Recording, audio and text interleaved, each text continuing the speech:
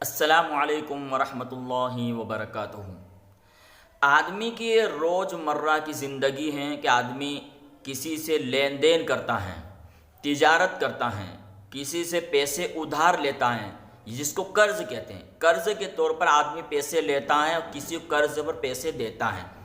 تو اسلام میں قرض لینا بھی جائز ہے، قرض دینا بھی جائز ہے، لیکن اس کا طریقہ اور اس کا اصول بتایا کہ آدمی اچھی نیت سے قرض لے، ادائیگی کی نیت سے قرض لے۔ اللہ کے نبی صلی اللہ علیہ وسلم نے بھی قرض لیا ہے۔ اللہ کے نبی صلی اللہ علیہ وسلم نے ایک اونٹ قرض پر لیا، پھر اللہ کے نبی صلی اللہ علیہ وسلم نے قرض کی ادائیگی میں بڑی عمر والا یعنی اچھی قیمت والا اونٹ دیا قرض کی ادائیگی میں۔ اللہ کے نبی صلی اللہ علیہ وسلم نے ایک صحابی سے 40,000 لیا۔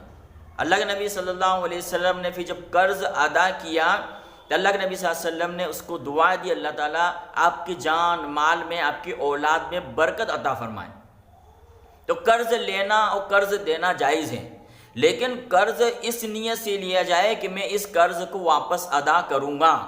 اگر کسی نے قرض لیا اور اس کی نیت ادا کرنے کی نہیں ہے تو فرمایا کہ وہ چور کے حکم میں ہے۔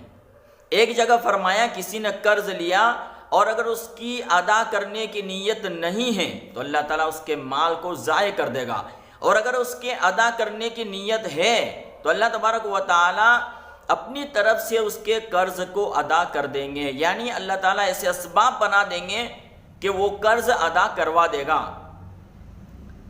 اللہ کے نبی صلی اللہ علیہ وسلم ایک مرتبہ تشریف فرما تھے کہ ایک جنازہ لایا گیا۔ اللہ کے نبی صلی اللہ علیہ وسلم نے پوچھا اس کے وہ قرض ہیں؟ صحابہ نے عرض کیا کوئی قرض نہیں ہے۔ اللہ کے نبی صلی اللہ علیہ وسلم نماز جنازہ پڑھا دی۔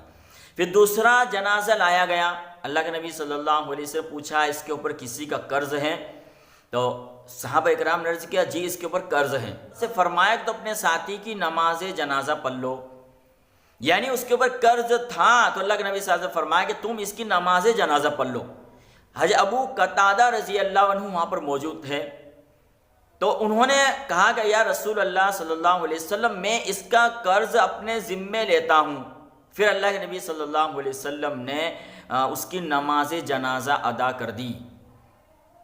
اس لیے فرمایا کہ جس کے ذمے قرض رہتا ہے اگر وہ مر گیا، قرض کی ادائیگی نہیں کی، تو اس کی روح راحت اور رحمت کی اس منزل تک نہیں پہنچ پاتی ہیں جب تک، یعنی اس کی روح لٹکی رہتی ہے جب تک کہ اس کا قرض نہ ادا کر دیا جائے۔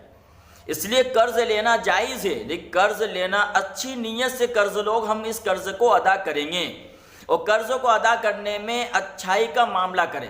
یا آپ نے کوئی چیز لی ہے تو اچھی چیز اس کو دیں تاکہ اس کا دل خوش ہو جائے، یا اگر آپ نے پیسے قرض پر لیے ہیں تو اس کو قرض دینے کے بعد اس کو دعا دینا چاہیے، جزاک اللہ خیرا، یہ سب سے بہتر دعا ہے، یا اللہ آپ کے جان مال میں برکت عطا فرمائے۔